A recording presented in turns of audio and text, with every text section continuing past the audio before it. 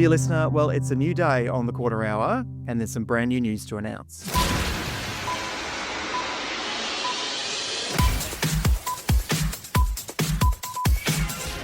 Now, I don't know about you, but you've probably heard that rule in radio. Never, ever go on holidays and never, ever have a sick day, because someone will come along and they'll take your seat and they won't get out of it. I'm pleased to say that that seat from today is also going to be shared with my friend Showbiz, Liam Renton. How are you, Liam? I've listened to your podcast. It's got a lot of razzle, not a lot of dazzle, so I'm hoping to pick up the slack. I knew you'd have a zinger right out of the gate. Mate, first of all, thank you for filling in. You did a great job. I love not only the energy and enthusiasm you brought to it, but the guests. You know, you had guests that I hadn't even thought of having on the pod, so I'm really glad you did. How do we know each other? Should we start with that story? Where did we first meet? It's a story from a long time ago. You had a very interesting role when you were the Southern Group PD for DMG. You looked after Victoria, New South Wales and South Australia in the early 2000s, and you had a very persistent APD who just happens to share the same name as myself. And between the two of us, we got to run 3 states. And under the guise of Dan Bradley and Dean Buchanan, they kind of left us alone, gave us some advice, and we just got to try things. And it was a really good learning curve. We are the exact same age, and we were just as hungry as each other. And we were like, right, what can we do? And we not only had fun, but the aim was just to make great radio. Yeah, absolutely. I think those things too, I remember like Dean's advice to me in taking that job was make mistakes. Like, you'll learn by making mistakes. I think I've followed through with that philosophy for everyone I worked with. It's like, it's a good chance to make mistakes. And the good thing with radio is you make a mistake one day and it's a brand new day the next one. Even in podcasting, I'm learning that. Like, just because one episode wasn't as great as you thought it was doesn't mean it's kind of like stuck there forever. You just move on to the next episode. So yeah, I'm looking forward to having you on the journey, mate. Thanks for coming along for the ride. Oh, what an honor to be asked. I mean, you were right. You were sick and you sent me a text, and this is the brief, ladies and gentlemen. Take care of it. That was the brief. Oh, I'll give it a go. A few texts back. What do you want me to do? You'll know what to do. Work it out. And I appreciate the trust, and I appreciate you bringing me on board. I mean, I had a really good time. You've got a great show here, a great podcast, and there's people in radio that just need it. We love having somewhere where we can go and talk and celebrate and get excited about our industry, and you've created that. Well done. Yeah, mate, it's great. And the feedback so far in the first 6 months has been really epic. I've really loved having different voices on the pod because, you know, as you found out too, and as you know, it's a pretty wide industry. And so far we've focused a lot on Australia, but we've also got some other interviews coming up that are not just Australians, but Australians in other parts of the world, but also other parts of radio too. Because I thought there's so many common issues in radio. You know, there's so many people out there that aren't getting enough air checks. There's so many people who really have great ideas and are afraid to try them. There's so many great promotional ideas, and you and I kind of both love promotions more than anything, I think, in radio, don't we? Promotions and air checks. And it's actually quite funny. I mean, we worked together 25 years ago, and we reconnected a couple of years ago. I should tell this story to people, and when I do tell people, they shake their head with disbelief. We reconnected when you were on the Game Changers podcast, and I would send you unsolicited air check notes weekly. I would just send you notes. And look, to be honest, I've done a lot of air checking over the last 30 years. They were predominantly positive. Love that, love that, love that. Have you thought about doing this? Yep. And you didn't ask for those, but you'd always reply and you'd always give me a smile. And we just started talking radio off the back of your last job. And I mean, air checking is what we did. I mean, when I was your APD, you used to give me the bulk share of air checking every market in the Southern Hub. I don't know whether you didn't like it. Good cop, bad cop. I'll take Port Macquarie this week, Wade. Don't you worry about that.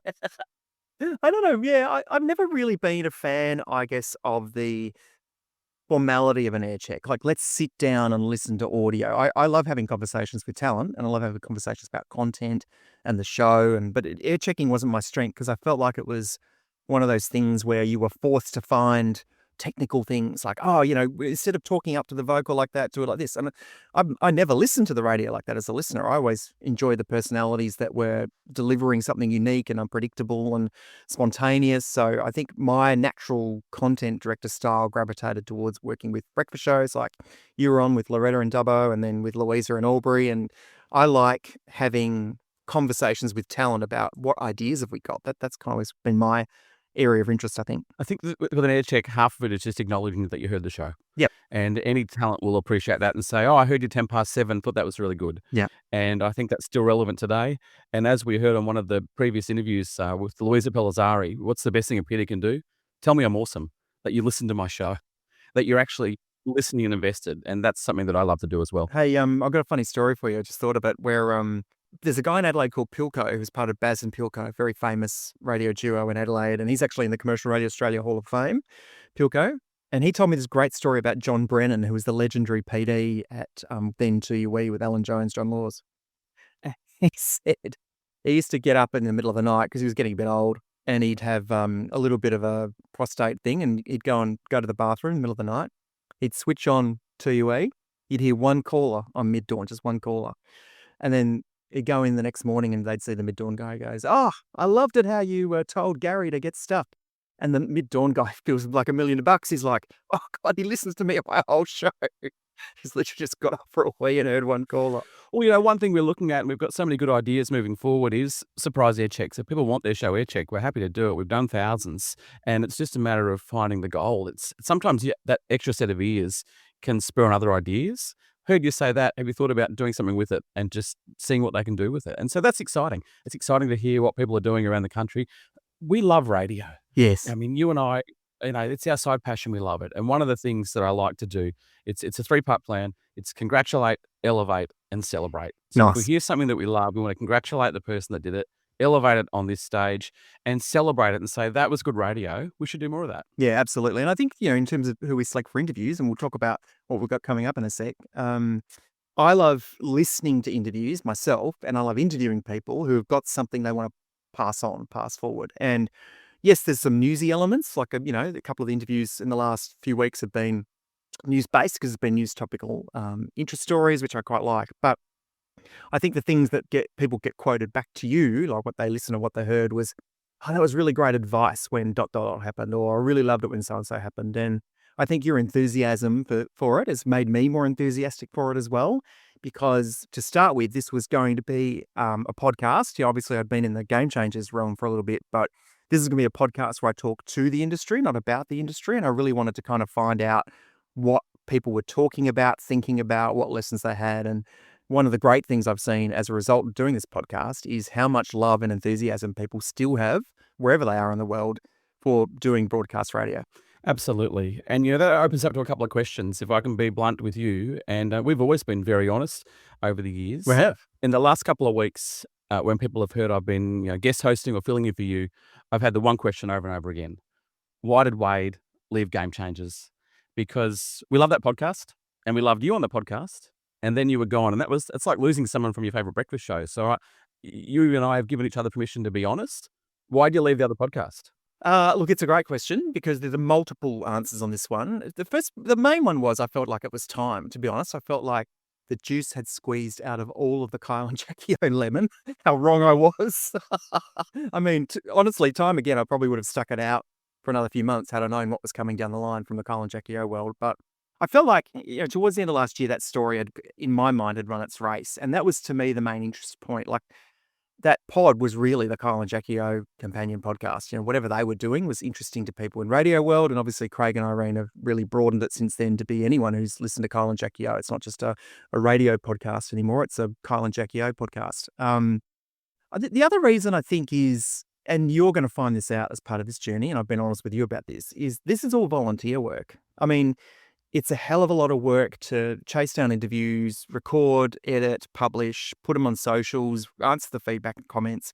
And towards the end of last year, it had not quite taken over my life, Game Changers, but it was getting close.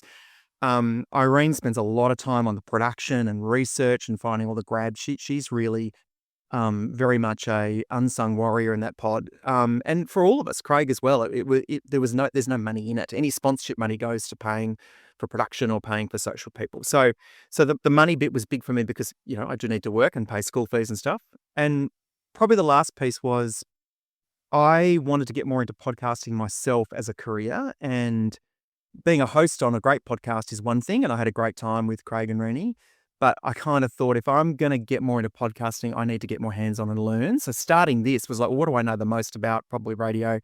And since then I'm on, 3 or 4 podcasts now that I've created and produced myself. And a lot of it was a learning exercise so I could build my skill set into more the technical side of podcasting and more of the marketing and commercial side. Look, and it was sad to leave. Like I thought about it, but by the end, I felt like it had run its race. As much as I loved it, it was kind of like that. I'm done. I think I'm done with that. So most of us would read those press releases, and the follow-up question would be, did you leave or were you sacked? No, I definitely left. It was my call. Mhm.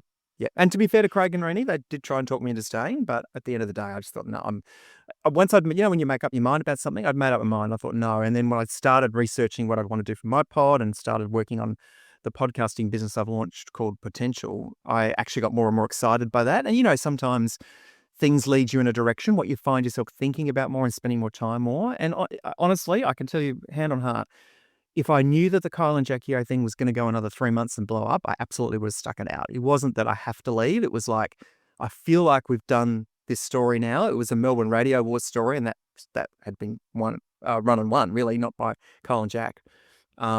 But yeah, I mean, and it was weird too, because I always felt like there was a market for some midweek podcasts. Like, let's do some more short form, newsy sort of stuff. And Craig in particular was pretty keen to keep the Saturday dynamic and that behavior and that ritual, which is great, and had more of the deep dive, and that was fine. But I also thought, no, I can do some more stuff midweek. So yeah. No, and you do it well. I mean, your analysis on that show was so good, and it still is and was a must listen. And I guess after reading the press release when you left, and it didn't say you wanted to spend more time with your family, I thought, oh, maybe he did choose to leave. Yeah, I Maybe did. it was his It choice. was actually legit. It was legit. I mean, and me, Yeah. I don't have a problem with speaking the truth ever. And if there was anything more to it than that, I would let you know. But the reality is, all good things come to an end, but I love to replace them with other good things as well. And that's part of the evolution of this pod. And plenty of room in the market for two. I mean, people are asking for more content, especially in the radio realm, and you've done an amazing job so far. So well done. Well, thanks, mate. And and the part of bringing you on board is so we can actually pump out more episodes. So the idea is that we're going to have daily episodes, Monday to Friday. It means that you can go and scout and do some interviews yourself, people that you want to talk to and find interesting. I'm going to do some more of that as well, but also find some of more of the newsy sort of stories to talk to industry sort of heavyweights on. I was trying to think of this like in a 60 minutes genre. If we're going to do I'm Liam Renton and I'm Wade Kingsley. I think you're doing the flirt pieces. Remember those Liz Hayes sort of flirt pieces they used to do? Where it was always like Liz Hayes and Tom Cruise. And they're like, tell us what you really love about acting, and a bit of a giggle. Whereas I'm going to be the hard news kind of Mike Munro guy. Exactly.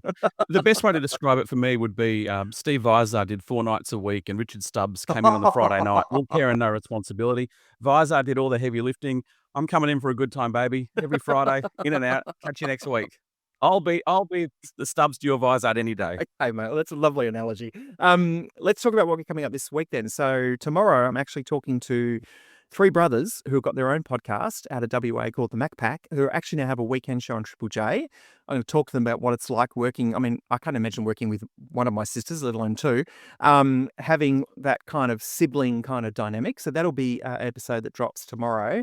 You've already got something for us on Wednesday as well. Yeah, we're catching up with a great radio man called Ronnie Stanton, and we've dubbed the pod from Townsville to Toronto. So he launched Nova in Melbourne. He used to work in Townsville. Now he's working on a massive station in Toronto, Canada. So how he got there, how Australian radio is different to Canadian radio, and how he was off air for 20 years, and he just got the itch again. He was a PD, and he was a programmer, and how he had to rebuild a show from nothing. And what do you put in a modern day show as opposed to an existing show that you've been doing for the last 15 years yourself? He started again in one of the biggest markets in the world, and how he did it. And actually, that's a 2-parter. So you get 2 bites of that cherry from Ronnie. We cannot wait to show you that one. Nice, mate. And what we'll do too, because as you've worked out, this is a 15-minute show and the 15 minutes goes quickly, is we'll publish part 1 of that on Wednesday, and then we might publish part 2 on Friday, because on Thursday we have survey. So we'll do a survey episode.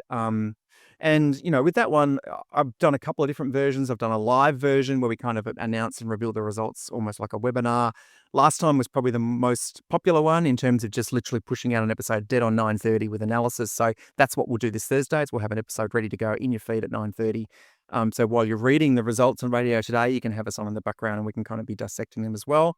And mate, that's week 1. And then all of a sudden, every radio person you can think of, I know you've got a great idea, I'm not going to spoil it now, but one of the all-time great American personalities.